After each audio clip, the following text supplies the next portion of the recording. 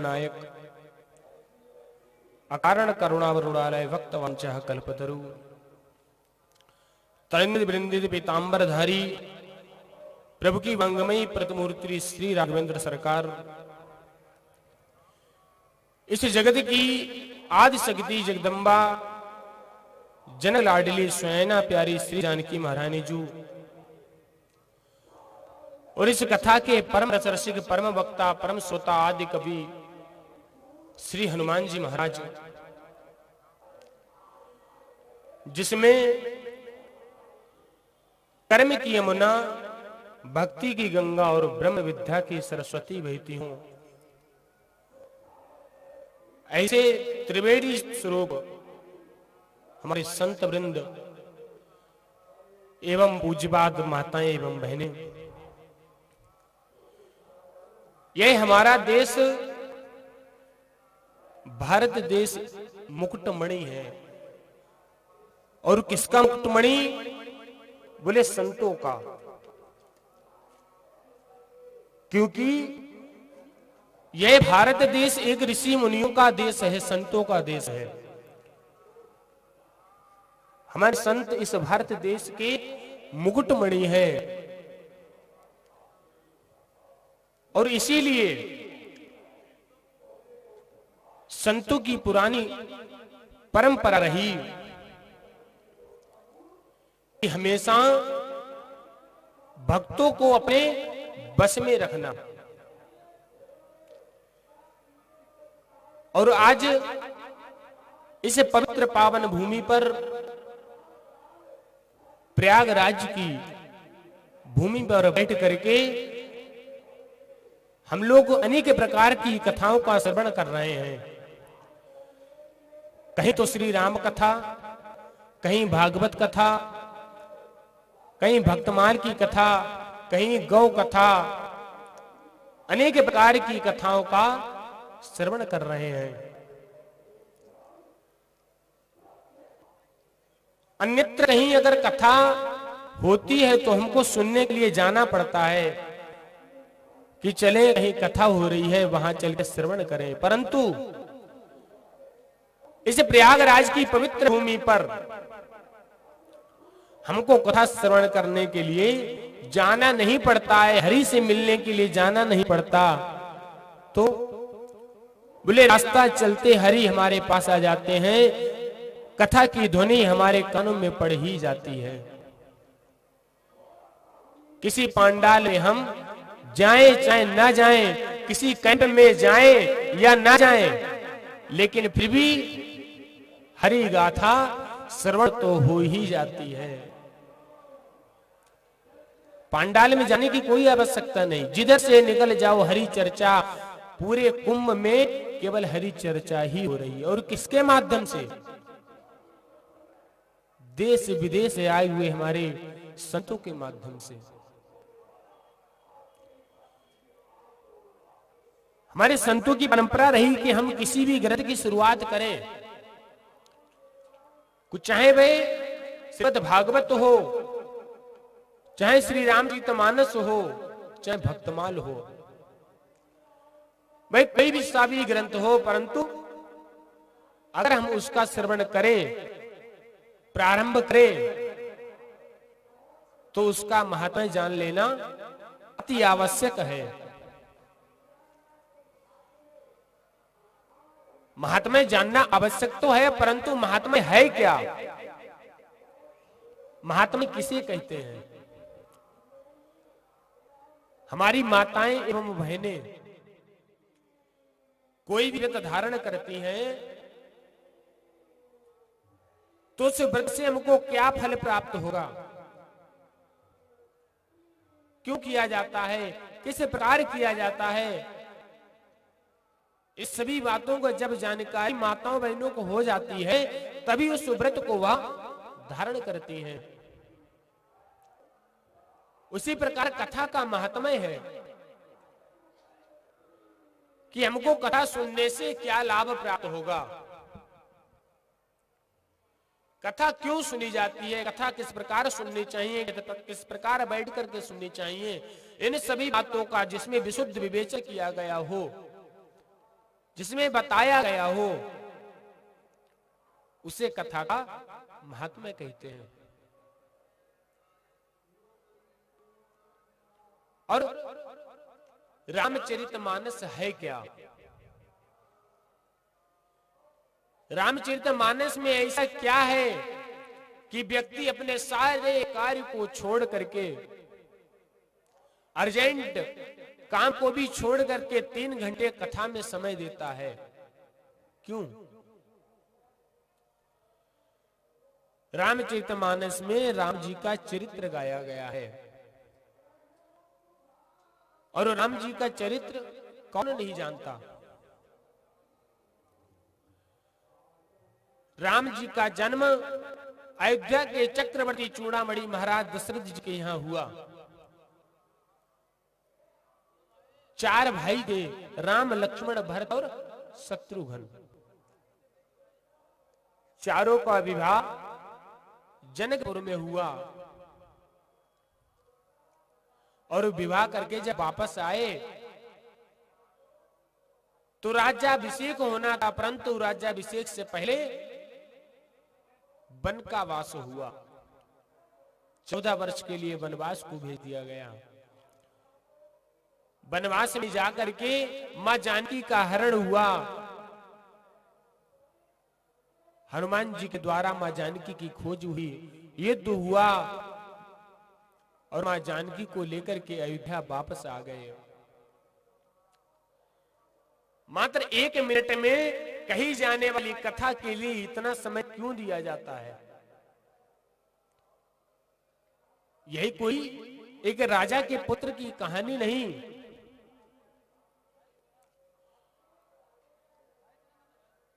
ये कोई साधारण ग्रंथ नहीं। इस ग्रंथ में एक एक चौपाई एक एक मंत्र के समान है।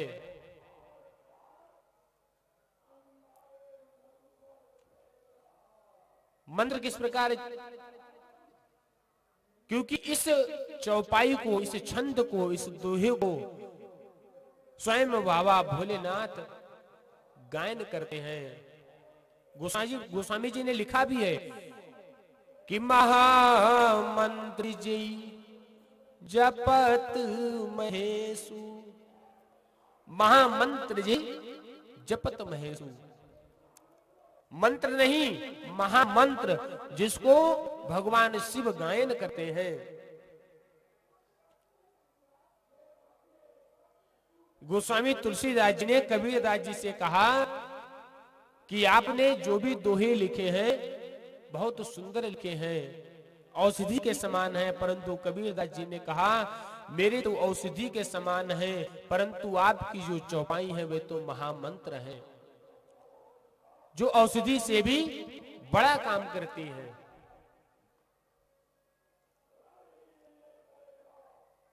अगर हम अपने चरित्र को इस ग्रंथ से मिलाएं तो हमारे जीवन की हर घटना का समाधान हमको श्री रामचरितमानस देती है। क्योंकि मेरा जीवन जो है ना, सब एक ग्रंथ के आधार पर चलता है। अगर देखा जाए तो ग्रंथों के पात्र से मिलाओ अपने चरित्र को, कि हमारा चरित्र किससे मिलता जुलता है। अगर हमारा चरित्र राम जी से मिलता है तो राम जी ने अपने जीवन में क्या किया और हम अपने जीवन में क्या कर रहे हैं। अगर हमारा चरित्र सबरी से मिलता जुलता है तो सबरी के जीवन में जब दुख आया तो सबरी ने क्या किया, और मेरे जीवन में जब दुख आया तो हम क्या कर रहे हैं। अगर हमारा जीवन कुंभकर्ण से मिलता जुलता है तो कुंभकर्ण ने क्या किया और हम क्या कर रहे हैं। एक भी चरित्र किसी भी रामायण के पात्रों से मिलता जुलता नहीं है। जबकि मेरे जीवन की सारी घटनाएं रामचरितमानस में है। हमारी कोई समस्या हो उसका समाधान रामचरितमानस में है।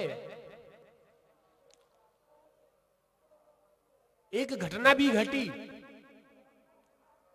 एक बार एक संत जी रेलवे स्टेशन पर बैठे हुए थे और रेलवे स्टेशन पर बैठते बैठते बोर हो गए तो सोचा चलो क्यों ना रामचरितमानस का पाठ कर लिया जाए। और वह संत जी रामचरितमानस का पाठ करने लगे। कुछ ही समय हुआ, उसके बाद तुरंत एक सदग्रस्त व्यक्ति वहां स्टेशन पर पहुंच गया और स्टेशन पर पहुंचते ही उसने देखा कि एक महात्मा जी श्री रामचरितमानस खोल करके और उसका पाठ कर रहे हैं। उस व्यक्ति को बहुत बुरा लगा। सोचने लगे इन महात्माओं की तो आदत है कि जहां बैठ जाते हैं वहीं अपना पोथी पत्रा खोल करके शुरू कर देते हैं। अब भाई संतों का तो काम ही है। मैं तो छोड़ा ही सारा संसार रघुबर तेरे लिए, यानी सब सारा संसार छोड़ दिया तो किसके है? आसरा किसका है? केवल भगवान का, परमात्मा का। और जब आश्रय ही भगवान का है तो चिंतन किसका करेंगे? भगवान का ही करेंगे ना। अरे खिलाने वाला परमात्मा, पहनाने वाला परमात्मा, रहने का स्थान देने वाला परमात्मा, तो गुण किसके गाएंगे? परमात्मा के।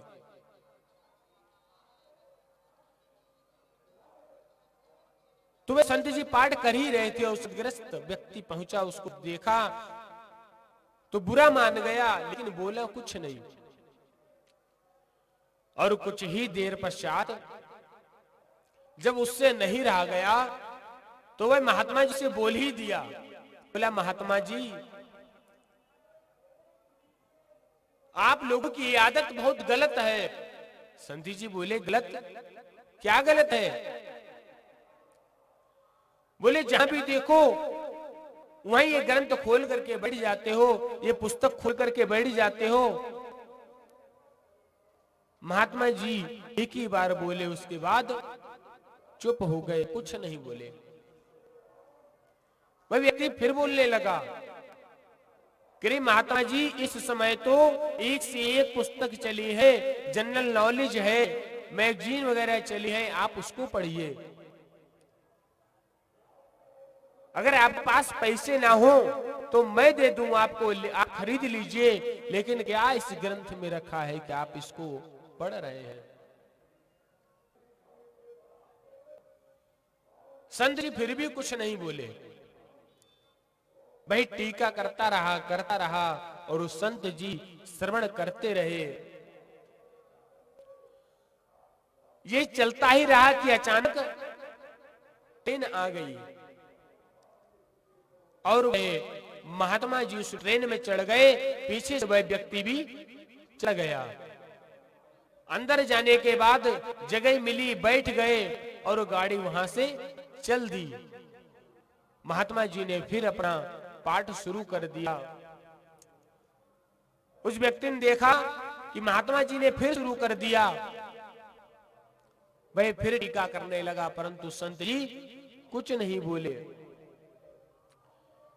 गाड़ी कुछ ही दूर निकली थी कि वह व्यक्ति जोर जोर से चिल्लाने लगा कि रे संत जी। जब चिल्लाने लगा ना तो संत जी पास में ही बैठे थे, वो भी देखने लगे कि ये क्यों चिल्ला रहा है, परंतु संत जी बोले कुछ नहीं। गाड़ी बढ़ते बढ़ते आगे निकल गई तो व्यक्ति चिल्लाने लगा कि गाड़ी रोको, गाड़ी को रोको, गाड़ी रोको। परंतु गाड़ी चल गई तो कैसे रुके। वह व्यक्ति जंजीर खींचने की कोशिश करने लगा तो लोगों ने रोक दिया। बोले, अरे भाई, ये जंजीर कैसे खींच सकते हो? क्या तुम्हें पता नहीं कि बिना किसी कारणवश जंजीर खींचने से सजा भी हो सकती है, इसका दंड भी लग सकता है। लेकिन वह व्यक्ति नहीं माना और उसने जंजीर को खींच दिया। जब जंजीर को खींच दिया, गाड़ी रुक गई और संत जी उससे पूछने लगे, अरे भैया, आखिर बात क्या है, कुछ तो बताओ। वह व्यक्ति चुपचाप खड़ा हो गया। संत जी गए पास में तो वह व्यक्ति बोला, अरे महात्मा जी, काफी देर से हम आपकी टीका कर रहे थे और आपकी बातों बातों में हम गाड़ी पर चढ़ गए और मेरा सारा परिवार प्लेटफार्म पर ही छूट गया। प्लेटफार्म पर छूट गया? बोले, हाँ, हम आपकी बातों में लगे रहे और आप साथ साथ गाड़ी में चढ़ गए।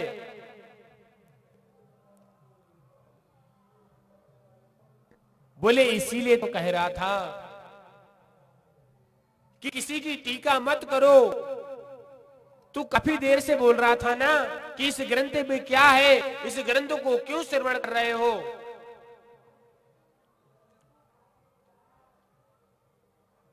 इसी श्रवण कर रहे थे कि अगर शायद तूने एक भी बार इस ग्रंथ को पढ़ा होता, इसका अध्ययन किया होता, तो आज ये गलती न करता। तो वह व्यक्ति बोला, संत जी, क्या इसका उत्तर इस ग्रंथ में लिखा है? तब वह बोला, बताइए संत जी, क्या इसका भी उत्तर इस ग्रंथ में है? तो संत जी कहने लगे कि हां, इसका भी उत्तर इस ग्रंथ में है।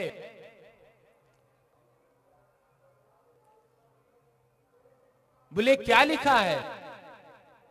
बोले, जिस समय भगवान राम वनवास के लिए जा रहे थे और केवट के पास पहुंचे, गंगा के किनारे, कौन कौन था? बोले, राम जी, लक्ष्मण जी, मां जानकी जी और निषाद राज। जब चारों जा रहे थे ना, तो जब नाव पर बैठने की बारी आई तो कौन बैठा? राम जी स्वयं नहीं बैठे। बोले, सिया चढ़ाई चढ़े रघुराई, सिया चढ़ाई चढ़े रघुराई। बोले, सिया चढ़ाई और चढ़े रघुराई। पहले मां जानकी जी को नाव पर चढ़ाया, उसके बाद स्वयं चढ़े, ना कि पहले स्वयं चढ़ गए और जानकी जी को छोड़ दिया। पहले जानकी जी को चढ़ाया, फिर लक्ष्मण सहित स्वयं चढ़े। और चढ़ते ही समय नहीं, बोले उतरते समय भी इस बात का ध्यान रखा कि उतरे ठाड़े भय सूरी शरीरेता, सिया राम गुह लखन समेता, सिया राम गुह लखन समेता। उतर ठाड़ी वह सुसरी रेता और सिया राम गुह लखन समेता। सर्वप्रथम मां जानकी को उतारा और फिर लक्ष्मण और निषाद राज सहित स्वयं उतरे। अगर तूने एक बार भी अपने जीवन में इस ग्रंथ का अध्ययन किया होता, पाठ किया होता, तो आज ऐसी गलती न करता और तेरे बच्चे और पत्नी तेरी प्लेटफार्म पर न छूटती।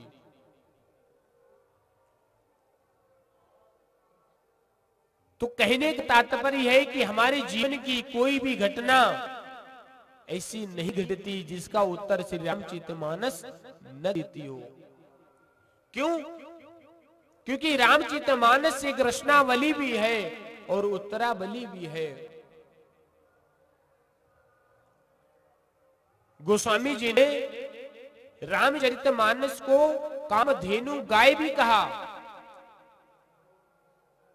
अब कामधेनु गाय कैसे? बोले अगर यह रामचरितमानस कामधेनु गाय है तो इस गाय का दूध कौन है? तो गोस्वामी जी कहते हैं कि कामधेनु गाय का दूध हमारे प्रभु श्री रामचंद्र जी है। बोले अगर दूध में थोड़ी सी मिठास डाल दो ना तो उसकी कीमत और बढ़ जाती है। तो उस गाय के दूध का में शक्कर कौन है? तो वे उस दूध के शक्कर हमारे श्री लक्ष्मण लाल जी हैं।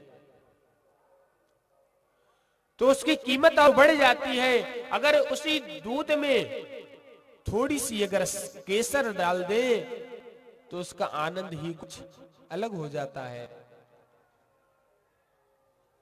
बोले कामधेनु गाय का दूध तो हमारे राम जी हैं और उस दूध में शक्कर हमारे लक्ष्मण लाल जी हैं और जो केसर डाला ना वह हमारे भरत लाल जी हैं। भरत लाल जी का तो क्या कहना, संत है संत। गोस्वामी जी कहते हैं कि भरत लाल जी के बारे में लिखने का मेरा साहस नहीं होता, क्या लिखूं उनके बारे में। अरे जिसका वर्णन स्वयं परमात्मा नहीं कर सके, श्री रामचंद्र जी नहीं कर सके उनका वर्णन मैं कैसे कर सकता हूं।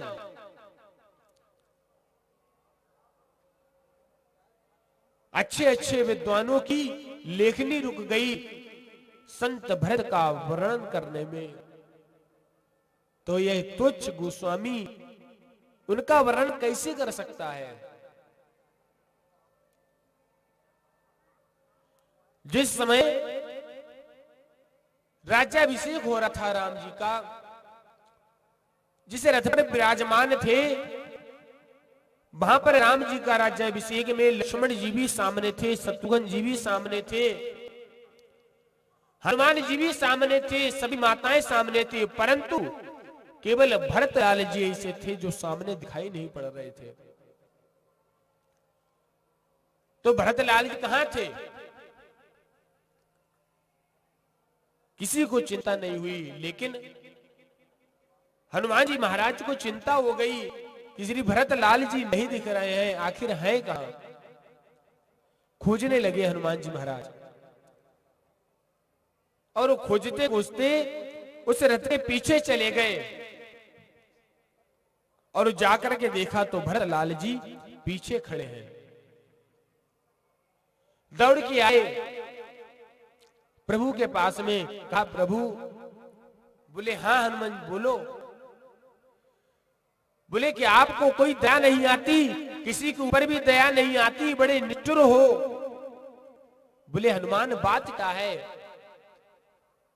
इतना नाराज क्यों हो रहे हो, इस नाराजगी का कारण क्या है, कुछ तो बोलो।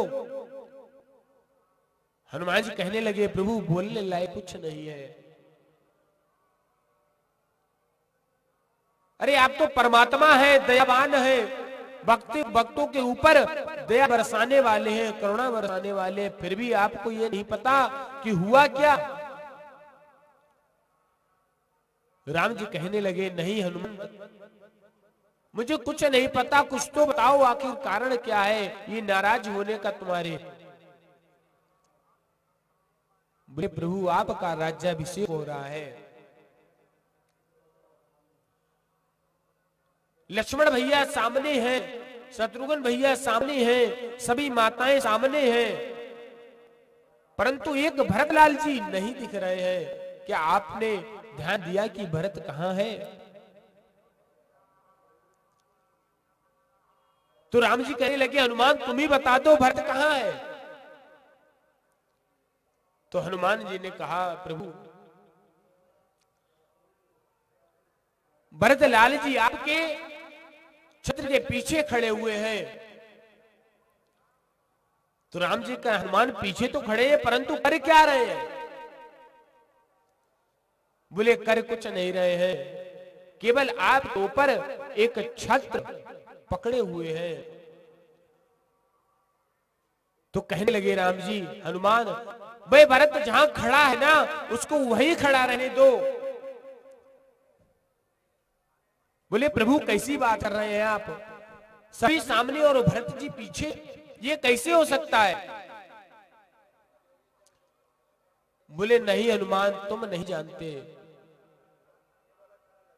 उनके पीछे खड़े होने का कारण है।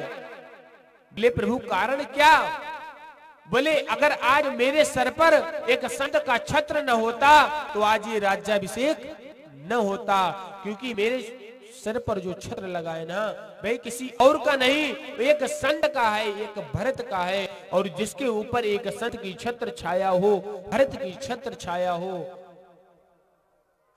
उसका राज्याभिषेक में कोई विघ्न नहीं आ सकता। गोस्वामी जी कहते हैं कि उस भरत का वर्णन जब स्वयं प्रभु श्री रामचंद्र जी नहीं कर सके तो यह अबोध बालक कैसे कर सकता है?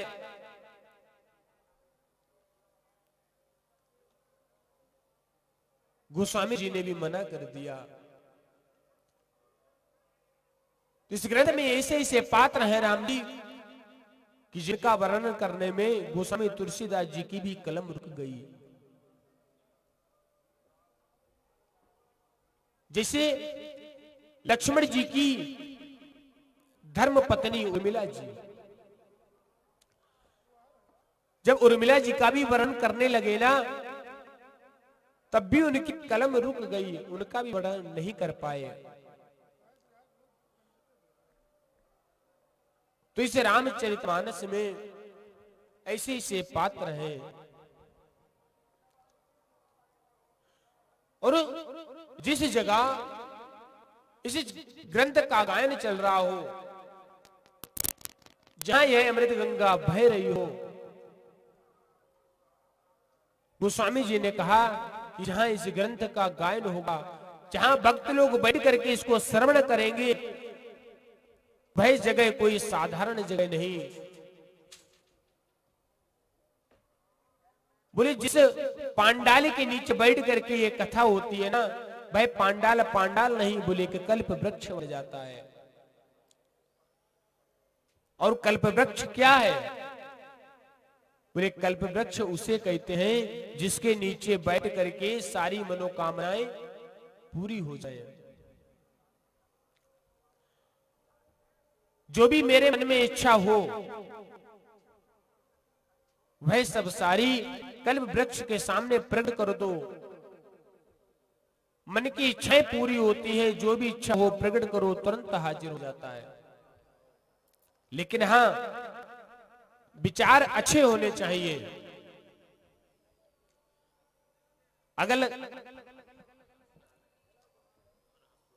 अगर गलत विचार लेकर के जाओगे ना तो उसका परिणाम भी गलत ही होगा।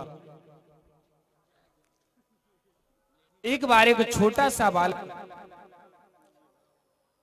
जंगल से गुजर रहा था और जंगल से गुजरते गुजरते वह थक गया, चलते चलते थक गया। तो सोचा कि चलो कहीं जगह को देख करके और विश्राम कर लिया जाए। और वह बालक एक वृक्ष के नीचे बैठ गया। बैठ तो गया परंतु उसको यह नहीं पता था कि हम किस वृक्ष के नीचे बैठे हैं। और मन से इच्छाएं निकलने लगी, सोचने लगा कि चलते चलते थक गया हूं और भूख भी तेजी से लगी है।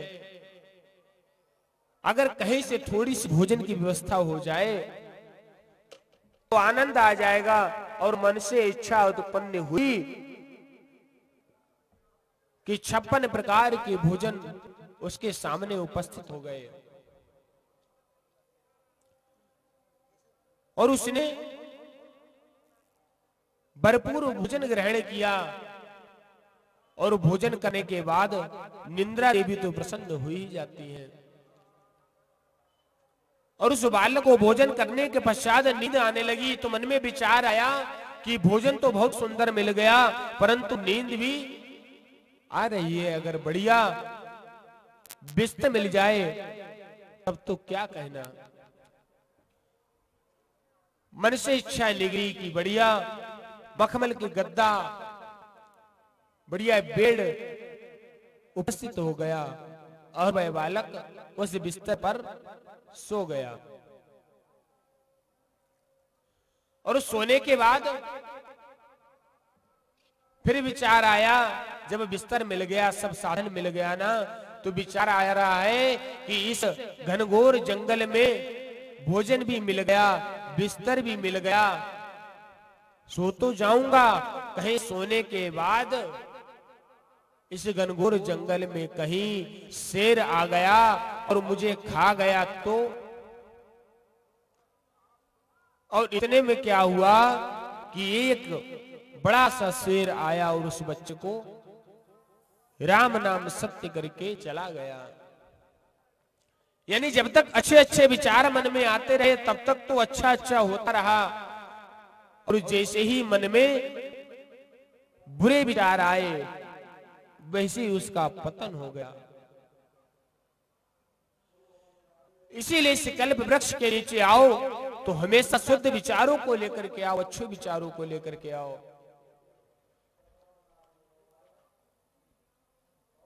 अगर विचार अच्छे होंगे तो ही कथा समझ में आएगी, वरना इस कान से निकालो और इस कान से डालो, उस कान से निकालने वाला हाल हो जाएगा, कुछ भी समझ में नहीं आएगा। हम सभी लोग जूता और चप्पल को बाहर निकाल करके आते हैं, क्यों?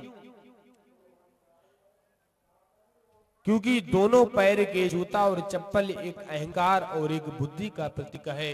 अगर अहंकार और बुद्धि को लेकर के इस कल्प वृक्ष के नीचे पधारेंगे तो कुछ भी समझ में नहीं आएगा।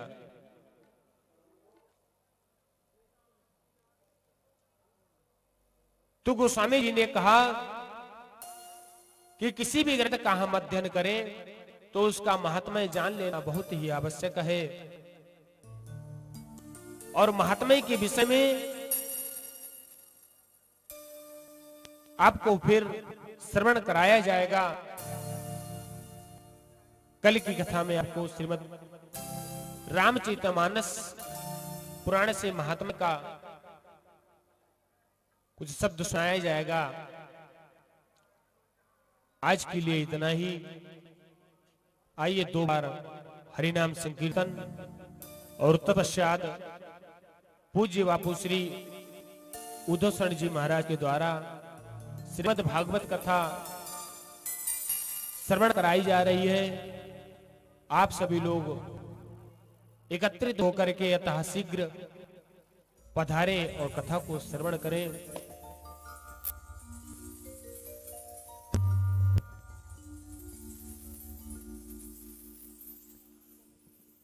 हरे राम राम राम सीता राम राम राम, हरे राम राम राम सीता राम राम राम, हरे राम राम राम सीता राम राम राम, हरे राम राम राम सीता राम राम राम, हरे राम राम राम सीता राम राम राम, हरे राम राम राम सीता राम राम राम। बोलो राजा रामचंद्र भगवान की, बोलो अयोध्या धाम की, बोलो तीर्थराज प्रयाग की जय जय श्री सीताराम।